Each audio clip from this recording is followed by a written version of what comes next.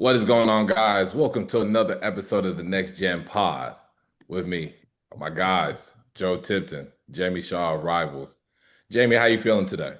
Good, man. Good. We're back in school today. We've been out Monday and Tuesday because of this snow and everything, but we're back in school today, back to normal, hoping this doesn't come this weekend like it's projected to. Yeah, Joe, how you feeling? Good man. No complaints. No power outages here. Life as well.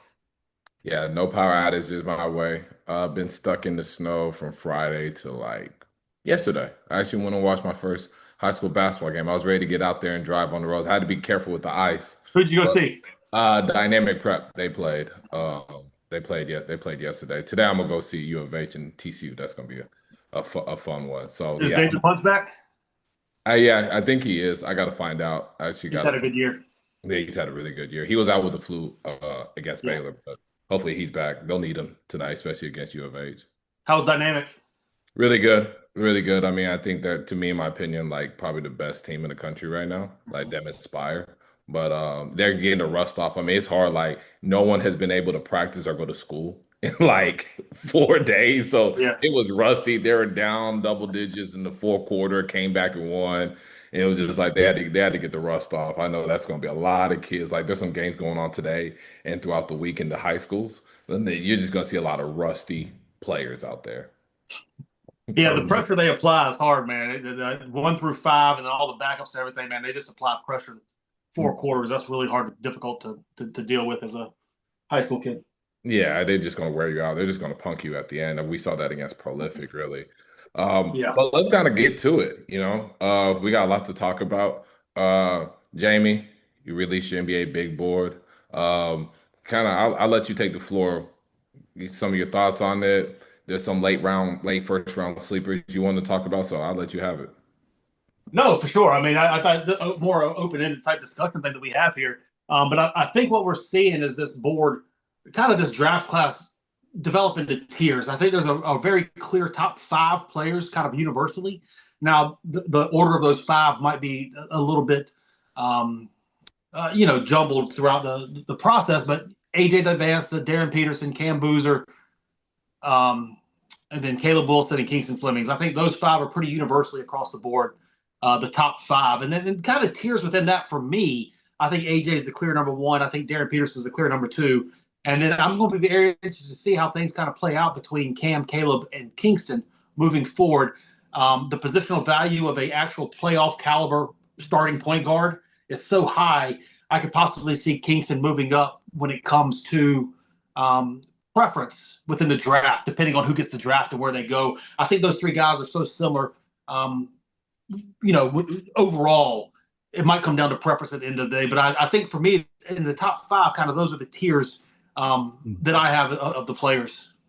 Yeah, I definitely think 3 through 5 is going to be interesting. More so, like I feel like 4 and 5, and I agree that like that's the 5.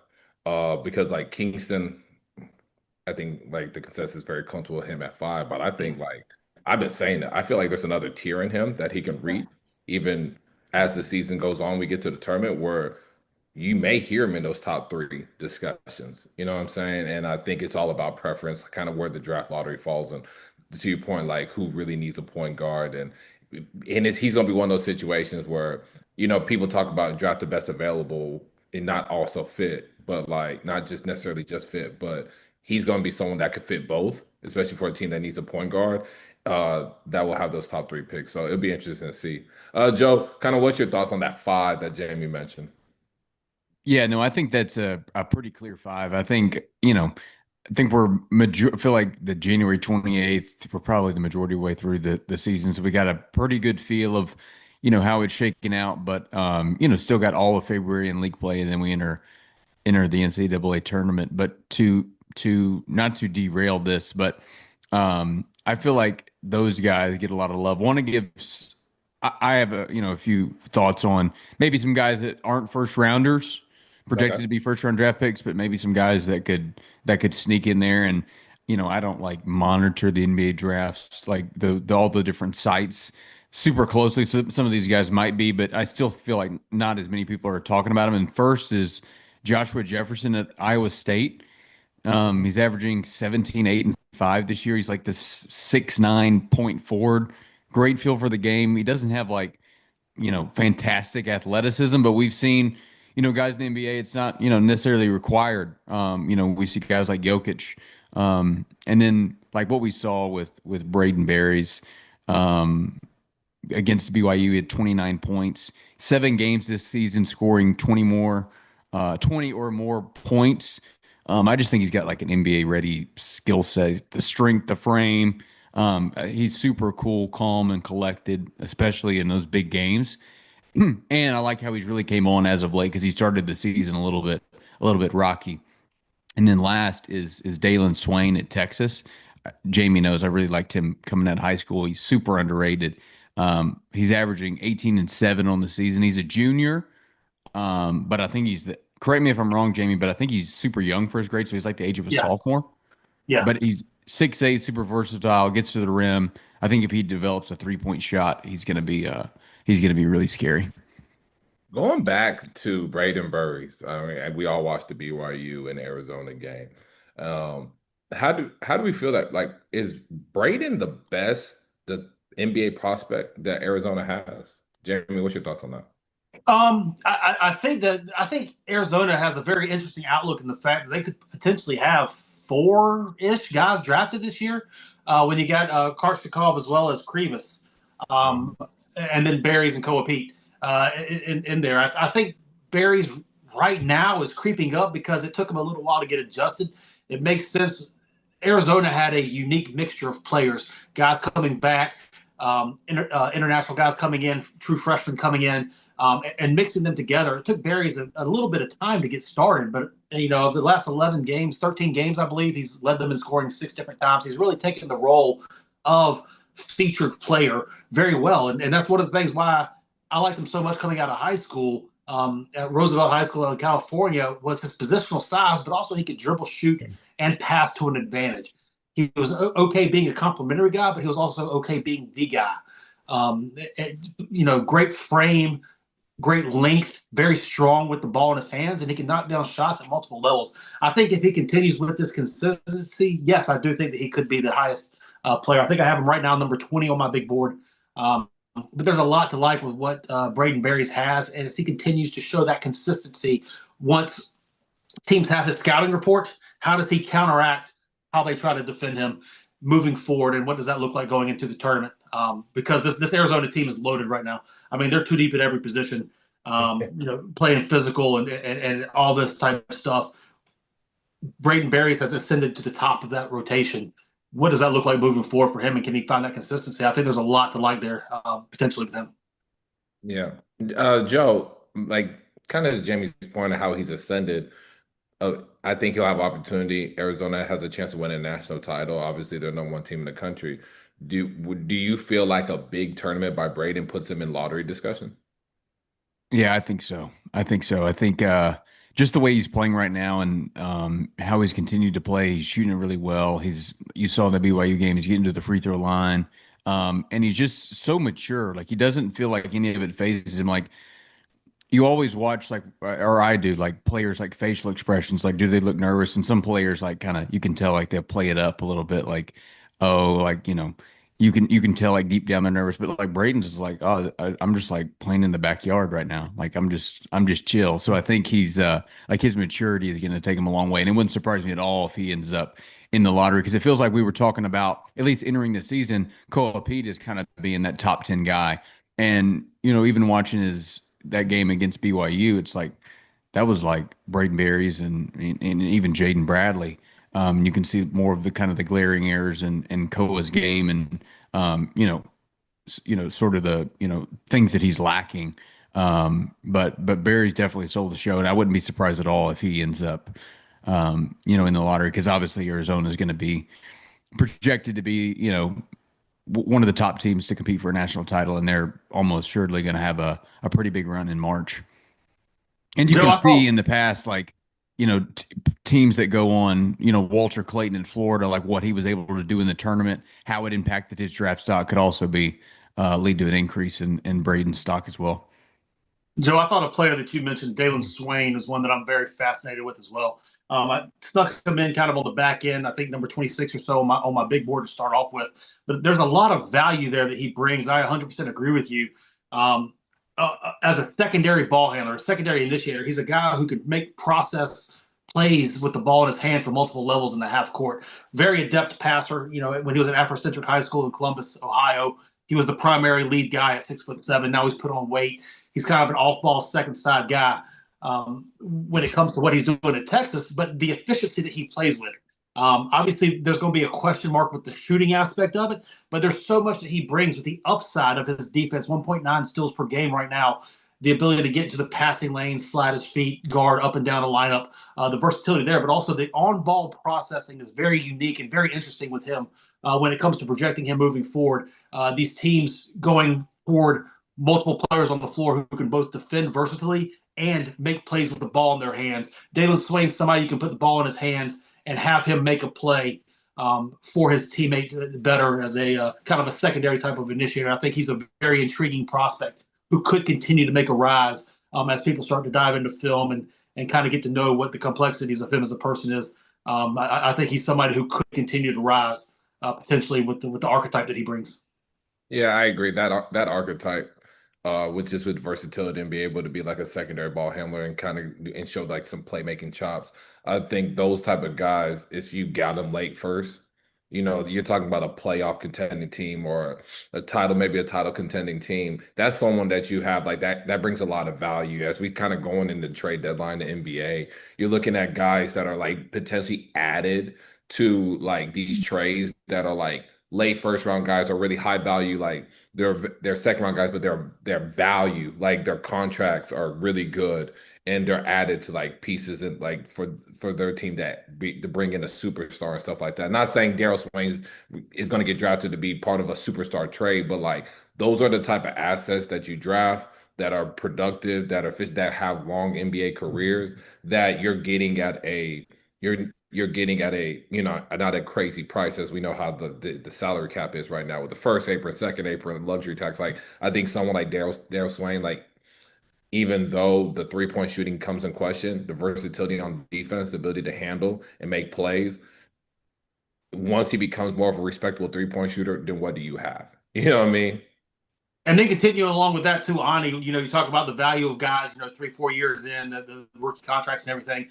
What we're seeing in the playoffs, the guys that stay on the floor have two things. They can defend positions versatilely and they can make plays with the balls in their hand. Those are the guys that play. Those are the guys that get on the floor during the crunch time. Those are the guys that close lineups. Those are the guys that play in the playoffs. Typically, we'll sit there and look. I was sitting there watching games. I was even, you know, wherever it was, the playoffs this past year, looking like, man, I didn't realize he was even still in the league. He's getting playoff minutes because he can make a play with the ball in his hand and he can defend multiple spots and be aggressive there. Speaking of that, too, another guy that very interesting to me how he moves forward, doesn't necessarily check traditional boxes, is Morez Johnson Yeah, I was going to talk at about him. Michigan. One thing that I've seen going along that, physicality never goes out of style.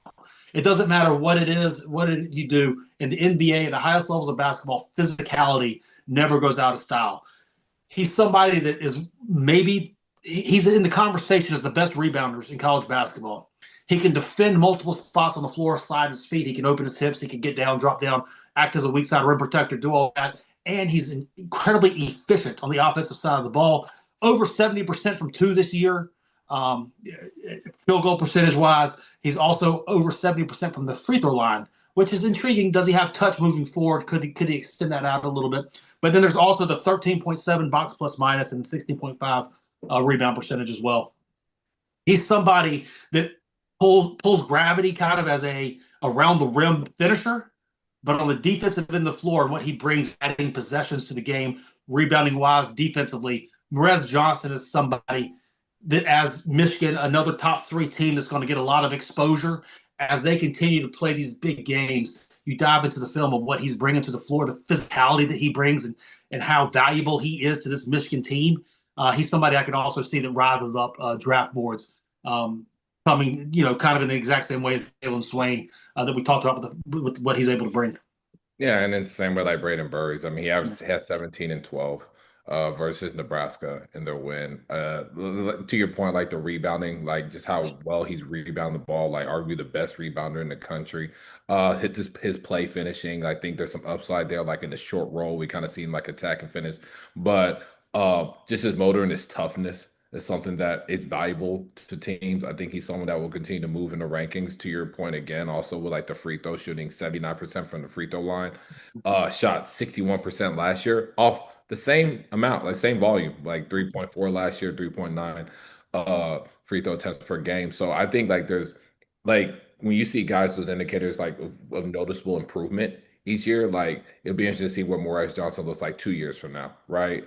I just think he gets better and better, and he keeps like polishing his offense again because we see flashes like in the post or just like in the short roll, even like his spot up shooting. Like I know he made a three, and I know that's not a strength of his right now, but like I just think he gets better and better and better. He's one of those prospects that show he just gets better and better, and you can just plug him in, and Yeah. he's gonna figure out how to impact the game. Uh, Joe, I know you got to see Michigan a decent amount this year. Just kind of, what's your thoughts on Morez and how he's kind of trending in the draft boards? Yeah, I think like y'all hit the nail on the head, like just with his overall effort and like rebounding, his size, physicality. I think like Jamie said that like always translate, and it helps that they also have like several other like massive players. Like Yaxel's what like 6'9", like Ademar is like no telling how tall he is. Like just their front line is just Yeah. wild. But love what Perez brings to this Michigan team and in their front line, and he's taken a huge step for him this year. He's been an awesome addition. Yeah. Two guys I wanted to get y'all's opinion on when I was going through this board was who I had at number 6 and number 7. Nate Ament I had at number 6. Keaton Wagler I had at number 7 when it comes to this big board NBA draft. Obviously, they've had some up and down stuff this season. Keaton Wagler, not really down, but he's come out of nowhere and really just hitting his peak right now. Then you have Nate Ament, who has been up and down. I want to get y'all's thoughts on where they project for you guys in the conversation of NBA draft and what your thoughts are of them this season. I think Keaton is also someone that is kind of creeping into that top five category, in my opinion. Like big guard, can score it, good in ball screens. Even in that game, when they played Purdue, like he made some really high level passes at the end that got guys going.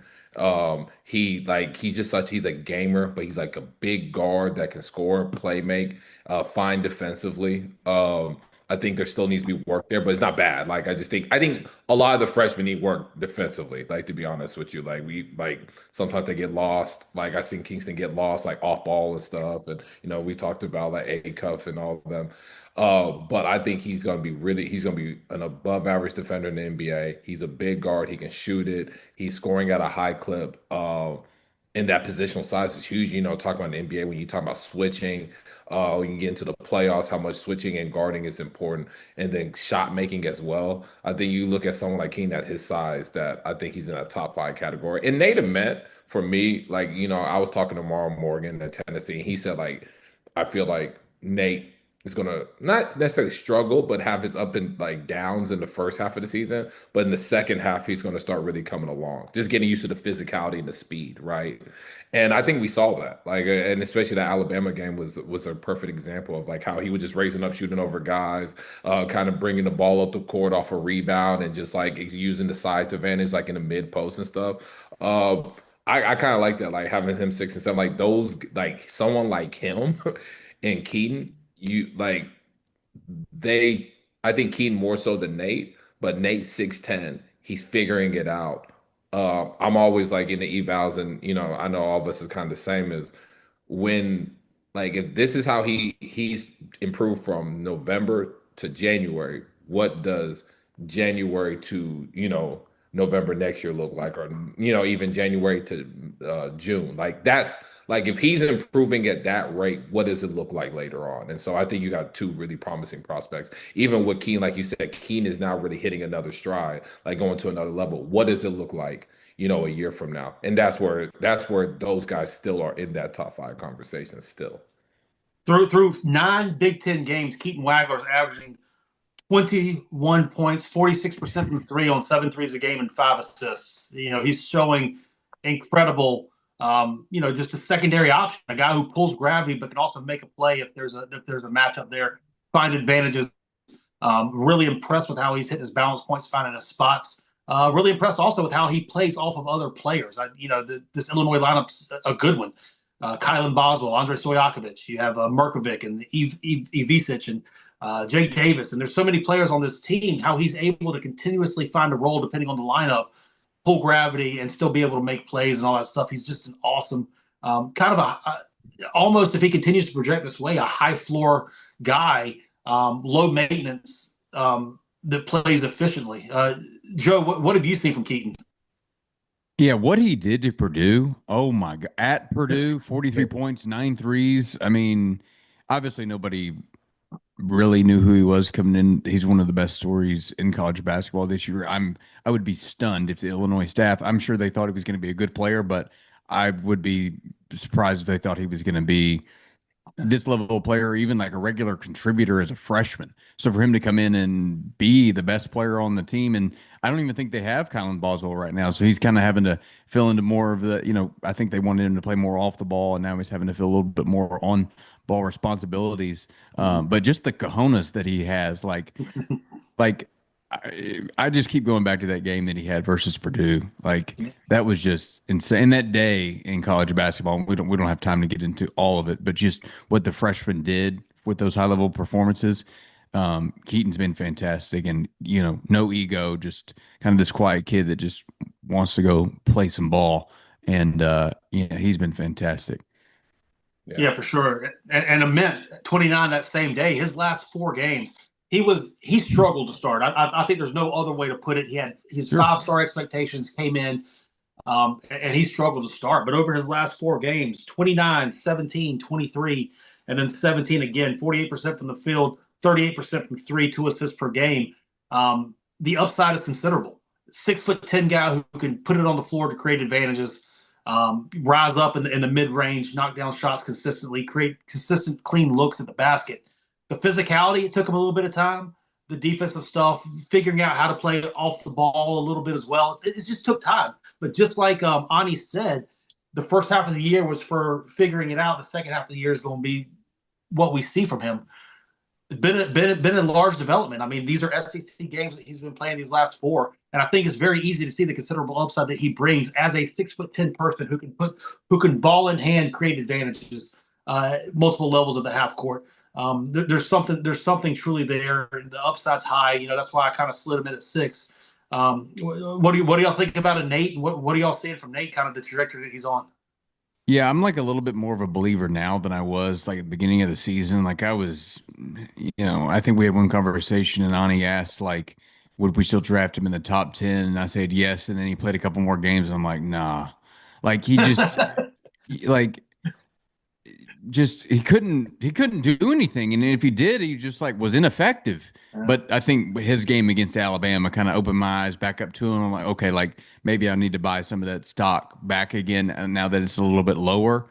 But just like you said, like his, you know, with his size and what he's able to do, offensively, I think he is starting to figure it out, and hopefully he can carry that on because he's got a little bit momentum now with 29 points against Alabama. Like hopefully they can start, he's able to keep that ball rolling.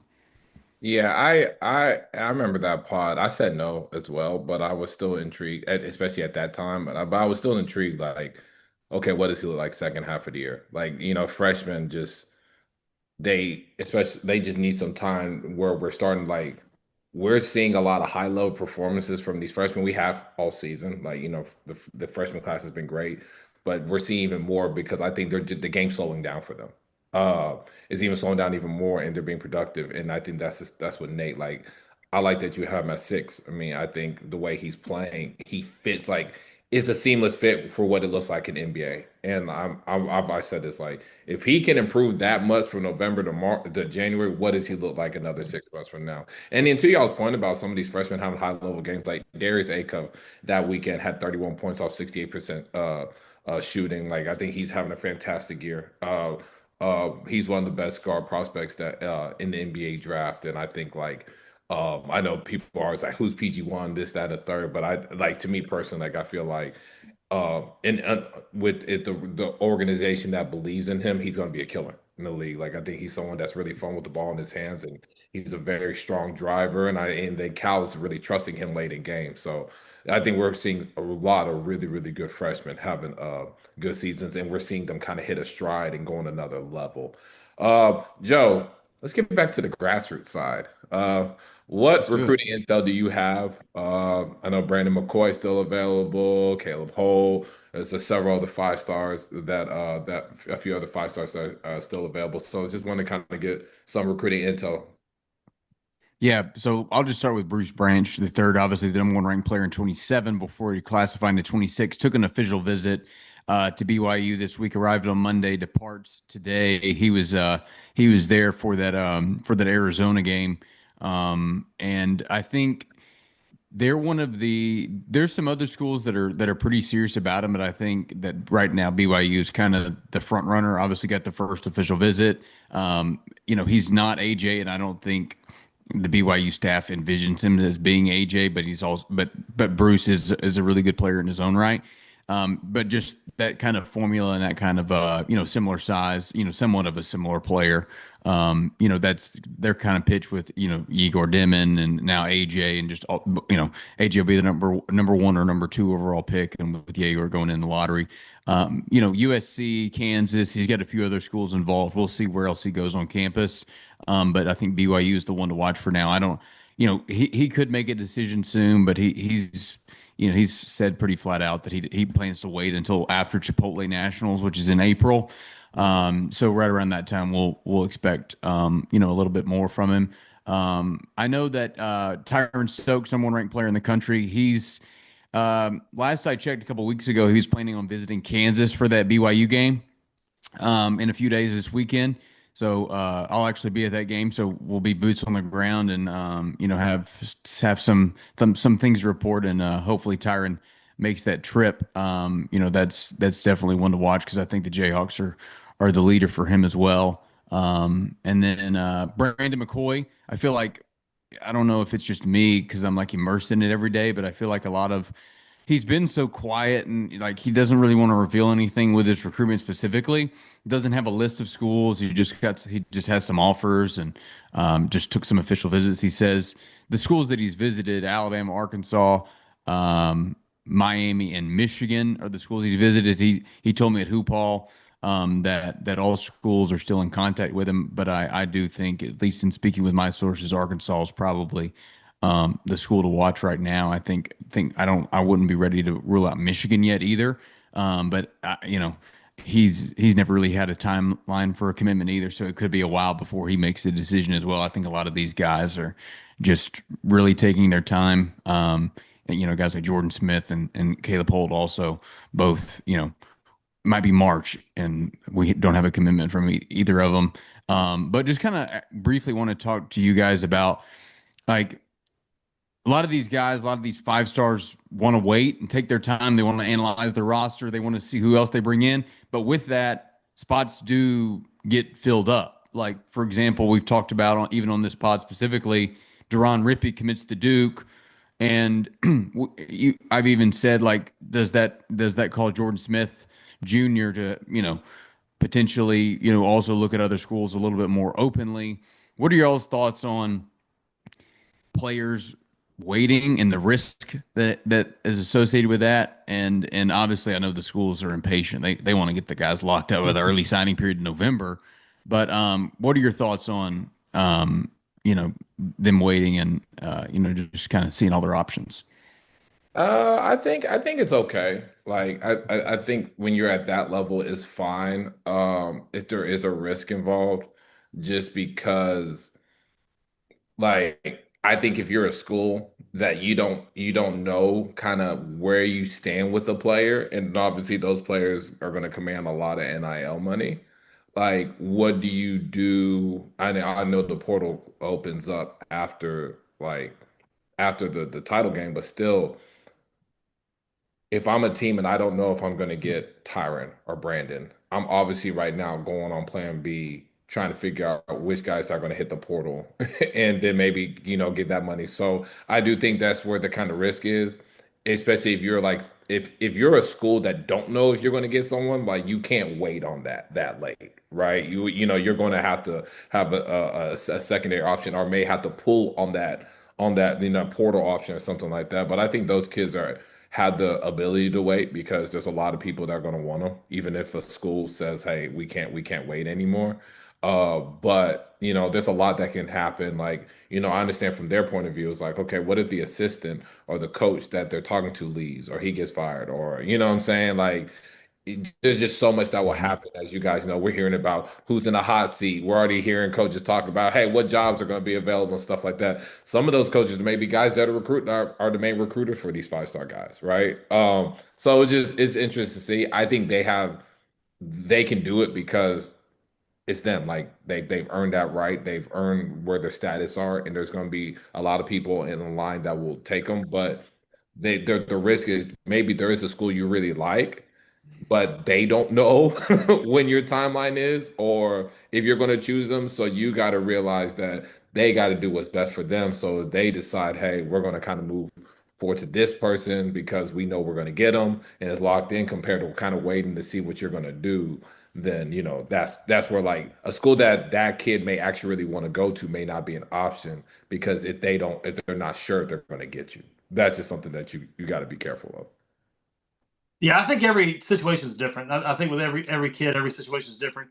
I'm a proponent of when you know where you want to go. And there could be a very real thing as to where, everybody, what they're wanting, what they're needing, what they're looking for in a school could be different. And maybe some of these guys just haven't found necessarily exactly what it is that they're looking for. Or, as Adi said, there's some questions, coaching carousel stuff with even with lineups and everything. Obviously, the schools want to have as many possible good players for as little money as possible. And the Right. players want to have all the playing time possible with as much money as possible. So there's a happy medium in there somewhere, that comes through the recruiting process or the negotiation process or whatever you want to call it when a player is deciding. But I think everybody's different. I think depending on what a player or a player's team of people is looking for, when and if you just don't know, I don't think there's a problem, especially for the higher level kids. I don't think there's a problem in waiting, figuring it out, talking it through, and making sure that you're making the right decision. Because I think we're seeing too, even this year and the years past, where you go to school could be huge for your future. When it 100. comes to fit, when it comes to play style, when it comes to the people around you, when it comes to the coaching style and how you take it, and is there somebody that's hunting you back, a older person that's hunting you from behind, or do you have freedom to make mistakes and to play through it? I think we're seeing fit is really, really, really having a huge factor in what these people are doing, and in the age of NIL, your name, image, and likeness success aids that a lot. So, finding success and making sure that you're going to the right situation to where not only you find success in college, but set yourself up for the best possible future moving forward. So if you're not sure about that, I think it's fine to wait until you're comfortable, where you want to go. Right. Right, because I do think like when you're talking about guys like Tyron and Brandon McCoy and Caleb Holt and Bruce Branch, like these are guys that are potential lotto picks, first round picks in the 2027 draft, right? So the decision they make, to Jamie's point, is very important, right? Like, they go to we've seen how many times have we seen it throughout the past whatever years, like someone kind of making a bad college decision and it hurt their draft stock, or now they had to like they kind of have to redo some stuff, maybe hit the transfer portal, like just change up their game just to kind of get their name back in it. So where they go is very important. It has to fit them, and if you do make the wrong decision, it can hurt you when it comes to the next level after that. And I think in this class especially too, this has been pretty notably a down cycle when it comes to the Mhm. talent level at the top compared to previous cycles that we've had. These guys, while they're projected lottery picks, are not surefire lottery picks, Right. except for possibly Tyron Stokes. Outside of that, all these guys could go to a situation where they're not, you know, there are different situations that can really shine light on what each of these guys are able to do. So, I think fit is imperative when it comes to a lot of these players, even at the top of this class. It's not like you could just go to a school and show out. The fit has to be right. The situation has to be right. There's a whole lot of stuff that has to go right with this class for, to ensure what their future looks like. And this is one of those classes, too, where a Keaton Wagler, a guy ranked 75, 50, all that stuff, could find a good fit and really project themselves up recruiting boards because they found the right fit and they were given the proper usage and opportunity to do that. So, yeah. Yeah. Joe, what's your thoughts on that? Like with these guys holding out and waiting until like April, not make a decision in March. What's your thoughts on that? Yeah, no, I completely understand it from the player's perspective. They just really boils down to they want to know exactly what the roster looks like. They want to know who's going to be transferring out of the program, potentially who are they going to get in the transfer portal, who are they going to lose to the NBA draft, and then also just see how their seasons have went on. We could even say it with like Caleb Holt specifically. Like if you would have asked me in October who Caleb Holt's favorite two schools were, I would have said Alabama and Kentucky. And I Right. don't even think Kentucky's got a chance, to be Right. quite honest with you now. Like no, to be quite honest, and like I know they're down, and like you don't want to like kick them when they're low or whatever. But like I don't, no one's signing up to play for Kentucky right now. Now they'll be able to get some guys in the portal. They won't have a problem, but they, like we said before, they don't have anybody high school committed to them right now. So and then you see Arizona come in, and now they might be the top contender to land him, even though they came in late, and like the fit potentially there more. But at the same time, I do think there's risk with it because like money isn't everything, but these guys, like you can basically bet on every five-star getting a $1 million minimum and upwards of closer to two, and very in rare situations pushing closer to 3 million. But if you like, the schools are trying to figure out number one how to pay their roster now with the house settlement, how to legally pay them. And some, obviously, we know this, are not going to pay them legally, but they're trying to also budget what that's going to look like and who they're going to have to pay to come back. And right now, a lot of these teams for these five-star, top five, top 10 level prospects, they have $2 million set aside. But once that portal opens, if there's an experienced guard that wants to come that could just make just as much of an impact and they're ready to sign up today for the same amount, there goes your money and there goes your spot and you aren't going to that school anymore. So like Jamie said, like if you know where you want to go and you feel really comfortable and you feel like you're going to have success at a high level there, then you really probably need to make the decision now. And also I think that's where trust is important. So it's like, hey coach, you say I'm the starting shooting guard for your team next year and you say this guy's gone, whatever, like this is who we're going to build around you. That's why relationships are still important, because it's like, all right, if I say yes to you today, months before the portal opens, then I need you to be able to, I need to feel like you're going to keep your word to me that I'm Right. going to have this designated role. So like Jamie said, there's a give and take on both sides, and there's not really a clear cut answer either way because both sides want something different to some degree. Well, Joe, and look at that too, kind of furthering your example with Caleb Holt specifically. If you look at what, Arizona is the school, looking to, even in December, Braden Berris was not necessarily looked at as a first round draft pick at that point in time, even a Right. lottery pick at Yeah. that point in time. Now we just had a discussion about Caleb Holt's position, Braden Berris, being a possible lottery pick upcoming. Yeah. In December, that spot might not have been open. However, he waited throughout the process, past signing day, watched the season play out. Now he's seeing that shooting guard position at Arizona potentially come open. Mhm. When it comes to that too. So that's another aspect of waiting. Whereas you said Alabama, Kentucky early, now all of a sudden the relationship he had with Tommy Lloyd over the summer with U19 USA basketball, moving into seeing what Braden Berries is doing, and things changed in the last month or two. In that situation specifically, but that happens again, like you said, at Duke. Jordan Smith thought to be a longtime leader there. Deron Rippey commits. Bryson Howard commits. Now all of a sudden, what does that lineup look like? Just things change as time moves on. Obviously, coaches move on, schools move on, but the players, surveying what it is that best fits them for their futures. Yeah, one other thing I want to quickly mention is we also have situations like Dylan Mingo, who has not been healthy this season. It played at hoop ball, but he was on a minutes restriction, was obviously playing still hurt, like he was limping. He's got a Final Four. None of them, to be honest, are like overly attractive. Like with North Carolina, like Hubert Davis is on and off the hot seat. Feels like every other week. There's plenty of smoke there. Washington's not very good. Baylor's down. Penn State hasn't. They're like 0-8 in the Big Ten. So it's like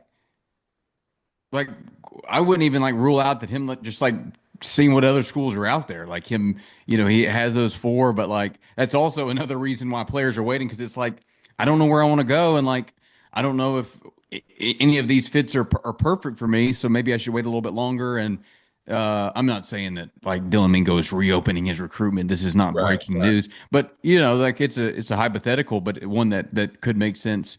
For his situation specifically. Yeah, I just think it's fluid. I think some of this stuff is fluid, and like there's going to be so many changes that we're going to see, especially when teams get knocked out. Aren't going to be playing in like postseason tournaments or just after the season. So there's going to be a lot of movement. I think those guys just kind of want to see what that looks like, and if what is being told to them matches up for what they're seeing. So I think that's very important. But that's the end of this episode, guys. We appreciate you guys listening, watching the whole time. We got some real loyal listeners, guys. Like there's guys that are like, hey, like they're in their car, they're screenshotting, they got our pod on repeat. So Love I'm, it. we're doing really good stuff, guys, and we appreciate our listeners as always. And we'll see you guys at the next episode.